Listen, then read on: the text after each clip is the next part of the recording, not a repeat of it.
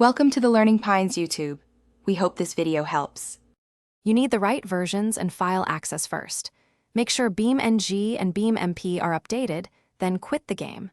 Next, run Beammng once as administrator so configuration files and the Beammp folder appear. Once done, disable any VPN or proxy because they often block peer discovery. This lets the multiplayer handshake occur.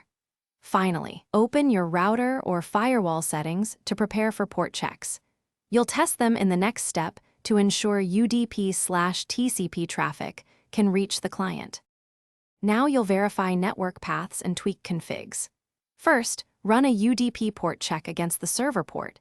If it fails, test with another device on the same LAN to isolate router versus ISP issues. Then open Beammp. JSON in the Beammp folder and confirm the server IP, port, and NAT traversal flags. Change values only if you understand them and save a backup. Make sure Windows Firewall or any security suite allows Beammng and Beammp for both inbound and outbound traffic. Once those are open, retry connecting. Finish by refreshing the client and collecting diagnostics. Quit Beammng, delete Beammp cache files, and reinstall the mod to remove corrupted assets. Then start the game and enable verbose logging in the Beammp console so you capture exact errors. If connection still fails, test from a phone hotspot to rule out your ISP or NAT type. As a troubleshooting tip, send the server admin your client log with timestamps.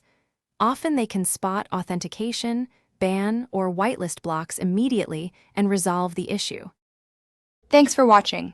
Consider subscribing if we helped you.